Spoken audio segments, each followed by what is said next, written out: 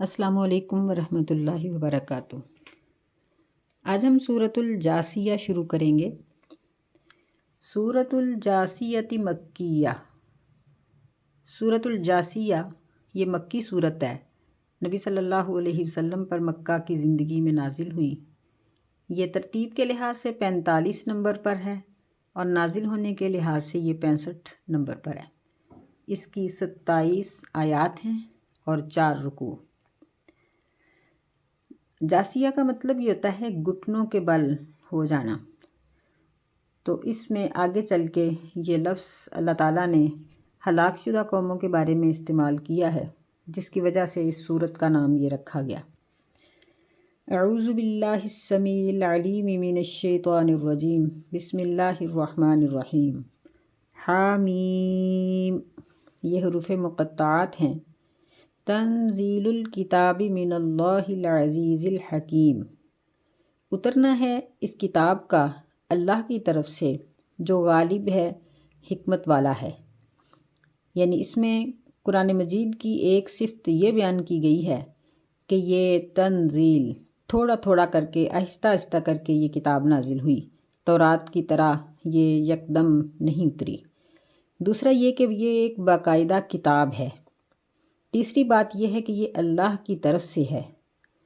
جو غالب ہے اور بڑی حکمت والا ہے، یعنی وہ جو بھی حکم نافذ کرتا ہے پورے غلبے کے ساتھ کرتا ہے، اور اس کے کسی بھی حکم میں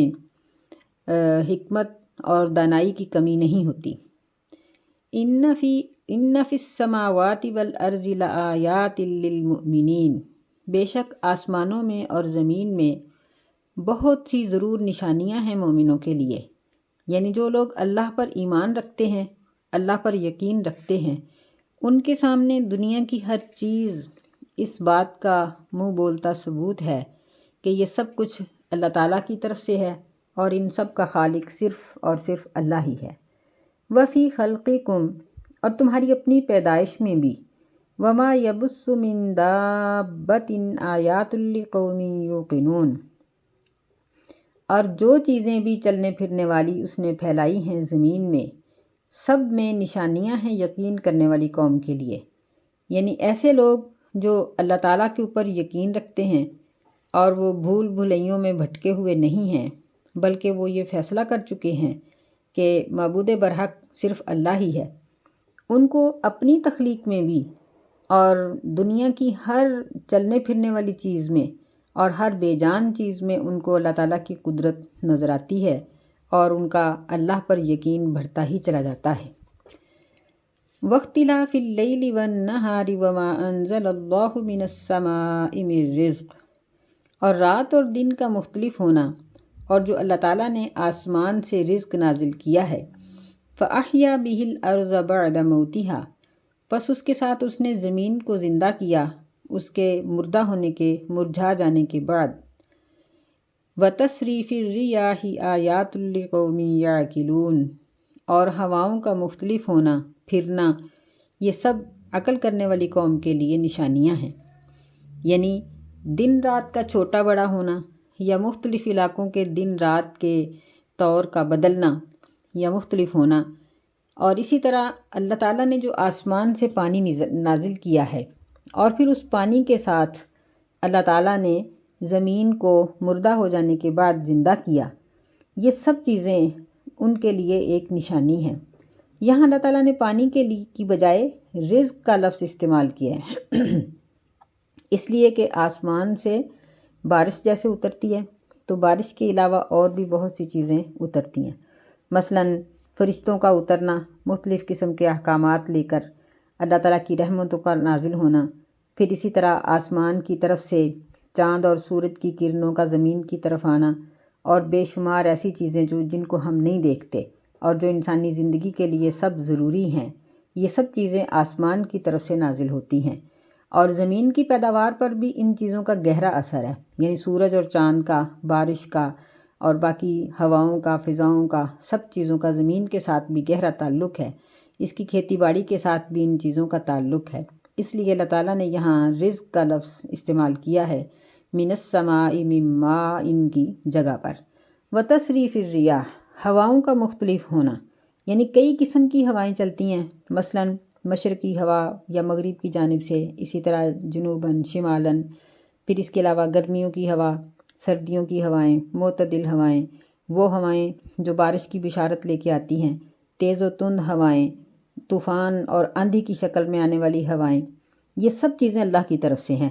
اور عقل کرنے والے لوگ اس بات کو سمجھتے ہیں کہ اگر ہوا کا چلنا یہ ایک فطرتی بات ہوتی تو پھر یہ ہوا کبھی قوموں کی تباہی کا سبب بنتی ہے اور کبھی قوموں کی آبادی کا سبب بنتی ہے، پھر ایسا نہ ہوتا، بلکہ ہر وقت ایک معتدل ہوا چلتی رہتی اور لوگ اس سے فائدہ اٹھاتے یا نہ اٹھاتے۔ لیکن نہیں، موقع محل کے لحاظ سے، موسم کے لحاظ سے، انسانی ضرورت کے لحاظ سے ان ہواؤں کا چلنا اس بات کی بہت بڑی دلیل ہے کہ ان کو چلانے والا، ان کو تیز اور آہستہ کرنے والا، ان کو کنٹرول کرنے والا پیچھے وہی معبود ہے جو پوری کائنات کو کنٹرول کر رہا ہے اور جس کو یہ پتہ ہے کہ کس موسم میں کون سی ہوا اور کس علاقے میں کیسی ہوا چاہیے۔ تلک آیات اللہ نتلوہا علیک بالحق، یہ اللہ کی آیات ہیں جن کو ہم حق کے ساتھ آپ پر پڑھتے ہیں۔ فَبِأَيِّ حَدِيثٍ بَعْدَ اللَّهِ وَآيَاتِهِ يُؤْمِنُونَ، پس وہ کس بات پر اللہ کے بعد اور اس کی آیتوں کے بعد وہ کس بات پر ایمان لاتے ہیں؟ یعنی اگر اللہ پر ایمان نہیں لاتے تو پھر اللہ کے بعد کون سی ایسی بڑی ہستی ہے جو ان سب چیزوں کو کنٹرول کر رہی ہے یا جس کے اختیار میں یہ سب کچھ ہے جس پر یہ ایمان لاتے ہیں؟ تو ظاہر ہے کہ اس کا جواب نفی میں ہے کہ اللہ کے سوا تو کوئی اور ہے ہی نہیں۔ تو پھر اسی لیے اللہ تعالیٰ نے یہاں یہ سوال کیا فَبِأَيِّ حَدِيثٍ، یعنی اللہ کے بعد اور اس کی نشانیوں کے بعد وہ کس چیز پر ایمان لائیں گے جو ان کو نجات دے گی یا جو ایمان ان کو فائدہ دے گا۔ آگے اللہ تعالیٰ نے فرمایا وَيْلٌ لِكُلِّ أَفَّاكٍ أَثِيمٍ، ہلاکت ہے ہر جھوٹے گناہ گار کے لیے، یعنی مطلب یہ ہے کہ جو شخص ان ساری نشانیوں کو اللہ کے علاوہ کسی اور کی طرف منسوب کرے گا وہ جھوٹا ہے اور بہت سخت جھوٹا ہے۔ افاق یہ بڑے مبالغے کا صیغہ ہے کہ یہ لوگ بہت ہی جھوٹے اور غلط ہیں کہ جو اللہ کو چھوڑ کر کسی دوسرے کے اوپر یقین کرتے ہیں۔ یعنی اس آیت میں اللہ تعالیٰ نے ان لوگوں کی طرف اشارہ کیا ہے یا ان لوگوں کا تذکرہ کیا ہے جو عقل اور یقین کے ہونے کے باوجود اس سے بہرور نہیں ہوتے، اپنی عقل سے فائدہ نہیں اٹھاتے، بلکہ وہ اللہ تعالیٰ کی دی ہوئی عقل اور اللہ کی دی ہوئی جو ان کی ذہانت ہے اس کو وہ کسی دوسرے کے لیے استعمال کرتے ہیں، جس کا ذکر اللہ تعالیٰ اگلی آیت میں کر رہے ہیں۔ فرمایا یسمع آیات اللہ تتلی علیہ ثم یصر مستکبرا کأن لم یسمعها، کہ وہ اللہ کی آیات کو سنتا ہے جو اس پر پڑھی جاتی ہیں، ثم یصر مستکبرا، پھر وہ اپنے تکبر پر اصرار کرتا ہے، یعنی تکبر پر اڑا رہتا ہے، کأن لم یسمعها، گویا کہ اس نے ان کو سنا ہی نہیں۔ فبشرہ بعذاب علیم، ایسے شخص کو دردناک قسم کے عذاب کی بشارت دے دو۔ یعنی یہ لوگ باشعور بھی ہیں۔ اب ہم اس بات کو اس طرح سے سمجھ سکتے ہیں کہ جو مثال کے طور پر کہ آج کی سائنسدان لوگ جب فضاؤں میں جاتے ہیں، جب پانیوں میں اترتے ہیں، جب پہاڑوں پہ چڑھتے ہیں تو وہ اللہ تعالیٰ کی قدرتوں کا بخوبی مشاہدہ کرتے ہیں اور وہ اس بات پر یقین کرتے ہیں کہ اس ساری کائنات کو چلانے والا کوئی ہے، لیکن سب کچھ جاننے کے باوجود پھر انکار کر دیتے ہیں اور کہتے ہیں کہ یہ کائنات یہ خود ہی اپنے ہی طور پر وجود میں آئی، خود ہی لوگ مر رہے ہیں، خود ہی لوگ جی رہے ہیں، پھر اس طرح کی بات کر دیتے ہیں۔ تو ایسے لوگوں کے بارے میں ہی اللہ تعالیٰ یہ فرماتے ہیں کہ انسان اپنی زندگی کے بہت سے موقعوں پر اس طرح کی نشانیاں دیکھتا ہے، اس طرح کے واقعات پیش آتے ہیں کہ جن میں اللہ کی قدرت نمایاں نظر آ رہی ہوتی ہے، لیکن اس کے باوجود پھر وہ اس کا انکار کر دیتا ہے، کأن لم یسمعها، گویا کہ اس نے اللہ کی آیات کو سنا ہی نہیں تھا۔ اللہ کا اس طرح سے وہ انکار کرتا ہے، اس طرح سے نافرمانی کرتا ہے۔ تو ایسے متکبر کے بارے میں فرمایا کہ اس کو عذاب علیم کی بشارت سنا دو۔ وَإِذَا عَلِمَ مِنْ آيَاتِنَا شَيْئًا اتَّخَذَهَا هُزُوًا، اور جب وہ ہماری نشانیوں میں سے کسی چیز کو جان لیتا ہے تو وہ اس کو مذاق پکڑ لیتا ہے۔ اولئک لہم عذاب مہین، یہ ایسے لوگ ہیں کہ ان کے لیے ذلت والا، رسوائی والا عذاب ہے۔ من ورائہم جہنم، ان کے پیچھے سے جہنم ہوگا۔ ولا یغنی عنہم ما کسبوا شیئا، اور انہوں نے جو کچھ بھی دنیا میں کیا وہ ان کو کچھ بھی کام نہیں آئے گا۔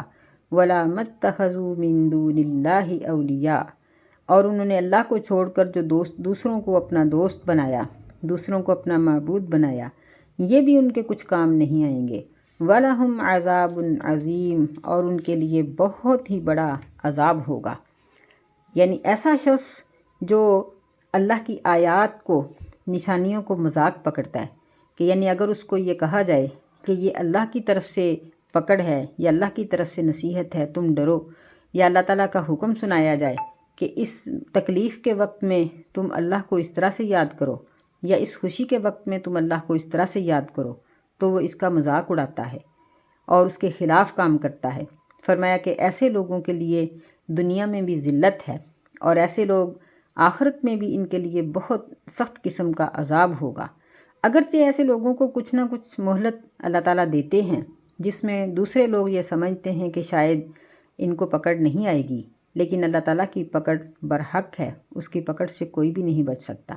فرمایا وَلَا يُغْنِي عَنْهُمْ مَا كَسَبُوا شَيْئًا، کہ دین حق کو چھوڑ کر انہوں نے جتنے بھی اعمال کیے ہوں گے ان کو کچھ بھی فائدہ نہیں ہوگا۔ ان کی دکانداری، ان کی فیکٹری، کارخانہ،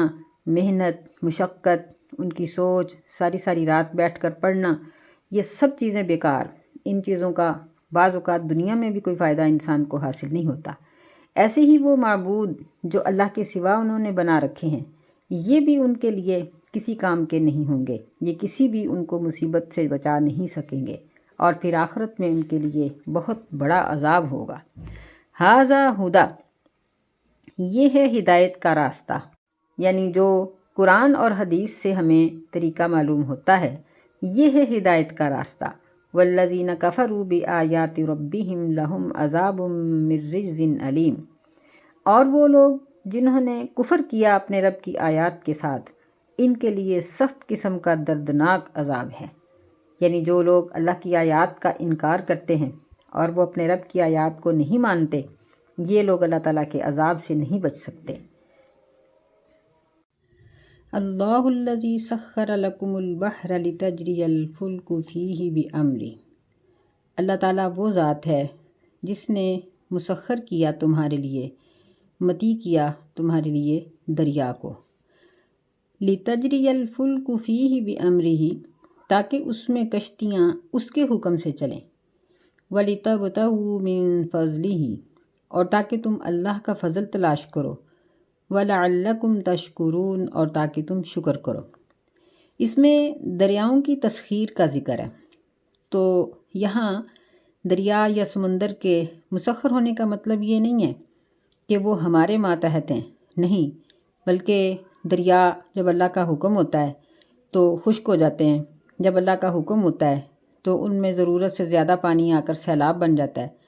جب اللہ تعالیٰ ان کو طوفانی کا حکم دیتے ہیں تو یہی سمندر یہ سونامی بن جاتے ہیں، اور یہ ساری اللہ تعالیٰ کی مخلوق کو جہاں تک اللہ کا حکم ہوتا ہے ان کو غرق کر ڈالتے ہیں۔ یہاں تسخیر کا مطلب یہ ہے کہ اللہ رب العزت نے اس کے فوائد ہمارے لیے رکھ دیے، یعنی جب کشتیاں اس میں چلتی ہیں تو ہمارا کاروبار اس میں چلتا ہے، اور ہم ایک دوسرے سے ملاقات کر سکتے ہیں، ایک دوسرے سے تجارت کر سکتے ہیں، جو سمندر پار رہتے ہیں وہاں کی چیزیں ادھر آتی ہیں اور ادھر کی ادھر جاتی ہیں، یہ سب فائدے ہم سمندر سے حاصل کرتے ہیں، ورنہ سمندر اور دریا بذات خود یہ اللہ کے حکم کے تابع ہیں، اور کشتیاں بھی جو چلتی ہیں اگرچہ اس میں اللہ تعالیٰ نے ہمیں اس کی صنعت کاری سکھا دی ہے، ہم نے ان میں انجن بنائے اور مختلف قسم کی آبدوزیں بنائیں، اور اب تو سمندری جو سواریاں ہیں اور چیزیں ہیں ان میں بھی کئی قسم کے اضافے ہو چکے ہیں، کہیں بحری بیڑے ہیں اور کہیں کچھ ہے، لیکن یہ سب چیزیں اگر پانی پر تیرتی ہیں تو یہ اللہ کے حکم سے ہیں۔ وَلِتَبْتَغُوا مِن فَضْلِهِ، یعنی ایک تو ہم اس بات کو پہچانیں کہ اللہ نے ہمارے لیے ان دریاؤں اور سمندروں کو حکم دیا ہے کہ وہ ان جہازوں کو تیرائیں، اور دوسرا یہ ہے کہ ہم اپنے کاروبار اور اپنے فوائد حاصل کریں، اس کا فضل حاصل کریں۔ وَلَعَلَّكُمْ تَشْكُرُونَ، اور تاکہ تم شکر کرو۔ تو شکر کے جب تک سارے تقاضے پورے نہ کیے جائیں تب تک شکر ادا نہیں ہوتا۔ الحمدللہ کہنا، اللہ کا شکر اپنی زبان سے ادا کرنا، یہ شکر کی ایک قسم ہے۔ تو نعمت دینے والے کو پہچاننا، پھر اس کی دی ہوئی نعمت کو پہچاننا، اس کی ضرورت محسوس کرنا، پھر اس کا شکریہ ادا کرنا، پھر اس کی نعمت کی حفاظت کرنا، پھر اس کی اس نعمت کو اس کے حکم کے مطابق اور اس کی اطاعت میں رہتے ہوئے خرچ کرنا، یہ سب چیزیں مل کر انسان شکر گزار ہوتا ہے۔ وَسَخَّرَ لَكُم مَّا فِي السَّمَاوَاتِ وَمَا فِي الْأَرْضِ جَمِيعًا مِّنْهُ، اور متی کیا اللہ تعالیٰ نے تمہارے لیے جو کچھ آسمانوں میں ہے اور جو زمین میں ہے، سب کا سب اس میں سے۔ یعنی دیکھیں کہ اب انسان فضاؤں میں جہازوں کو اڑاتا ہے، اور کیا کیا اس نے خلائی شٹل اور کیا کیا سیٹلائٹ کے سلسلے اور بنا رکھے ہیں، سب کچھ یہ سب کچھ اللہ تعالیٰ کی یہ رحمت ہے، اس کی نعمت ہے کہ اس نے ان چیزوں کی تسخیر ہمارے لیے فرمائی۔ ان فی ذالک لآیات لقوم یتفکرون، بے شک اس میں ضرور نشانیاں ہیں، یعنی بہت سی نشانیاں ہیں غور و فکر کرنے والی قوم کے لیے، یعنی جو تفکر کرتے ہیں، جو اللہ تعالیٰ کی کائنات کے بارے میں اور اللہ تعالیٰ کی قدرت کے بارے میں سوچتے ہیں، ان کو ان چیزوں میں اللہ کی قدرت کی بہت سی نشانیاں نظر آتی ہیں۔ قُل لِّلَّذِينَ آمَنُوا يَغْفِرُوا لِلَّذِينَ لَا يَرْجُونَ أَيَّامَ اللَّهِ، کہہ دیجئے ایمان والے لوگوں کو کہ وہ ان لوگوں کو بخش دیں جو اللہ کی رحمت کی امید نہیں رکھتے، لِيَجْزِيَ قَوْمًا بِمَا كَانُوا يَكْسِبُونَ، تاکہ اللہ تعالیٰ اس چیز کا بدلہ دے اس قوم کو جو وہ کماتے ہیں۔ لِيَجْزِيَ قَوْمًا یعنی کسی بھی قوم کو اس چیز کا بدلہ دے، بِمَا كَانُوا يَكْسِبُونَ جو بھی وہ کماتے ہیں۔ پچھلی آیات میں اللہ تعالیٰ نے ہمیں ارض و سماوات میں جو کچھ بھی ہے، جو ہم دیکھ رہے ہیں، استعمال کر رہے ہیں، اس پر غور و فکر کی دعوت دی ہے کہ یعنی ہر مسلمان کو چاہیے کہ وہ غور و فکر کرے۔ اور اس کے بعد اللہ تعالیٰ نے ایمان والے لوگوں کو کہا کہ ان لوگوں کو چھوڑ دو، بخش دو، لا یرجون ایام اللہ، جو اللہ کے دنوں کی امید نہیں رکھتے۔ تو اللہ کے دنوں سے مراد وہ ایام جن میں اللہ تعالیٰ نے کسی قوم پر انعام کیا، یا جس دن میں کسی قوم کے اوپر اللہ کا عذاب آیا۔ جس طرح ایک ہی وقت میں بنی اسرائیل پر انعام ہوا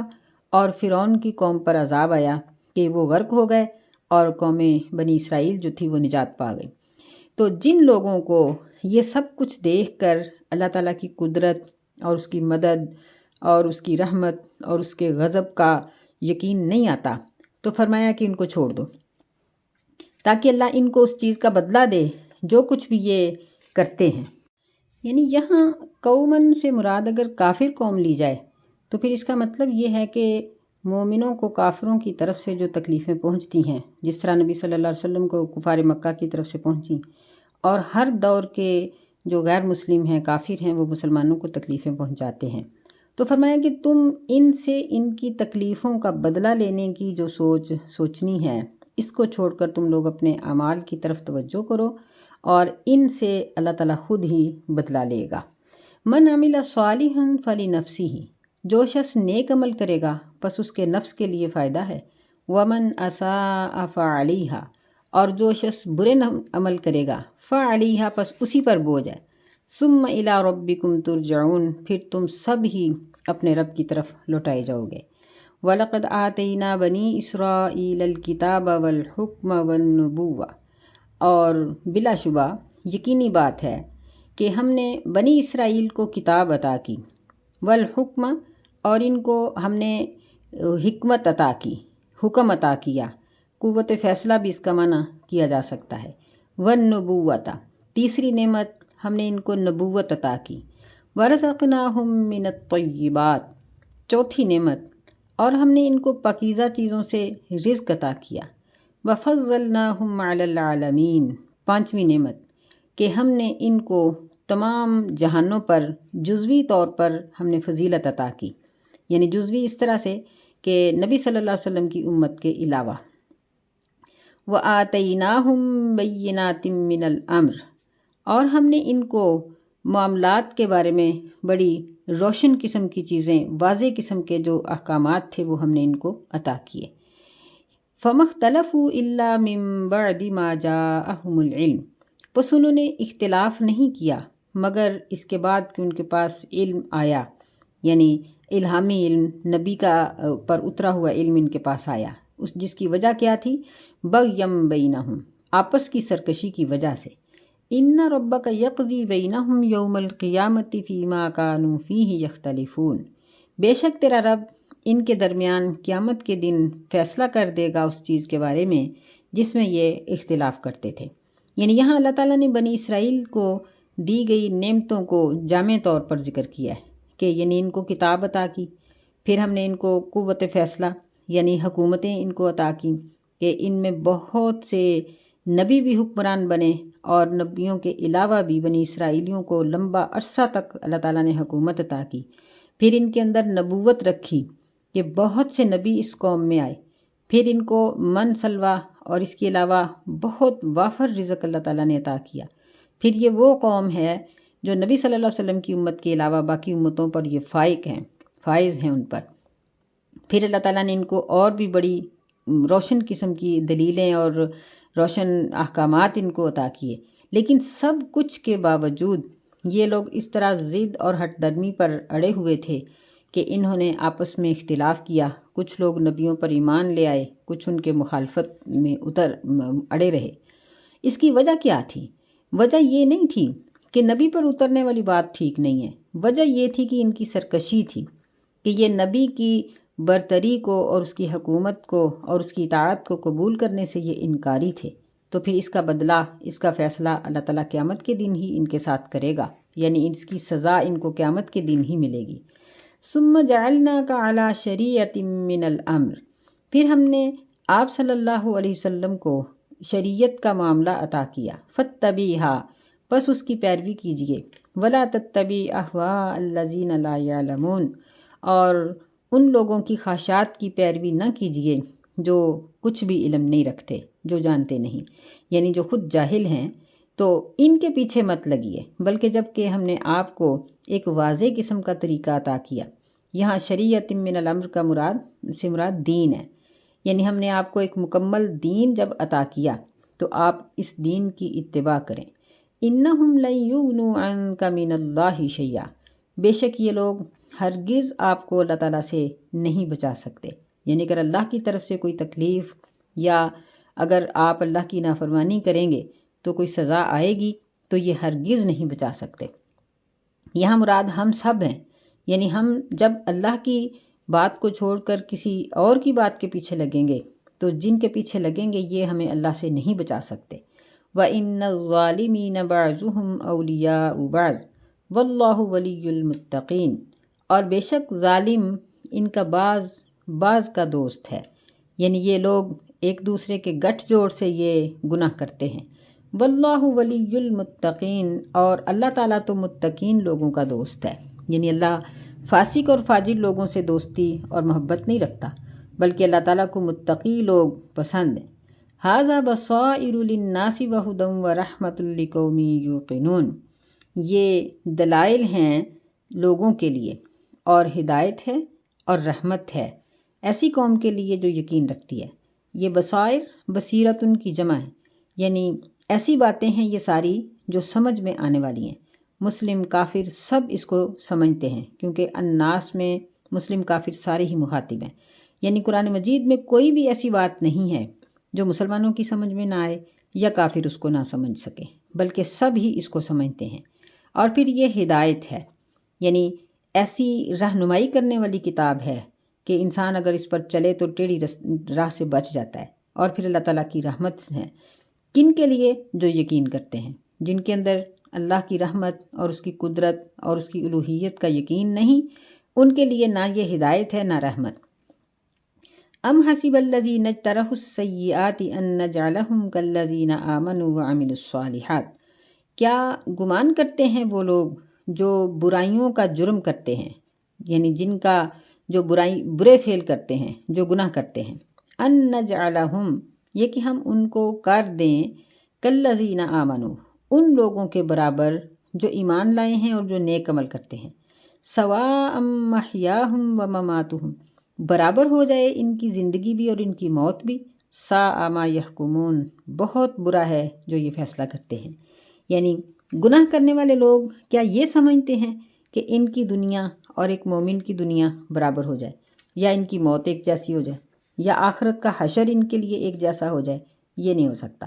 بلکہ جو لوگ اللہ کے اطاعت گزار ہیں، اللہ کے دین پر چلنے والے ہیں، ان کی زندگی بھی ان کی زندگیوں سے مختلف ہے، اور ان کی موت بھی ان کی موت سے مختلف ہے، اور ایسے ہی پھر آخرت میں حشر میں بھی ان کا انجام ان کے انجام سے مختلف ہوگا۔ ان پر اللہ کی رحمت ہوگی اور ان پر اللہ کا غضب ہوگا۔ اللہ تعالی ہمیں ان لوگوں میں شامل کرے جو اس کی رحمت کے امیدوار ہیں، اور ہمیں اللہ تعالی عمل صالح کرنے کی توفیق عطا فرمائے اور ہمیں نیک لوگوں کی جماعت میں شامل کرے۔ آمین۔ اللہم ادخلنا برحمتک فی عبادک الصالحین۔ آمین۔ السلام علیکم ورحمۃ اللہ وبرکاتہ۔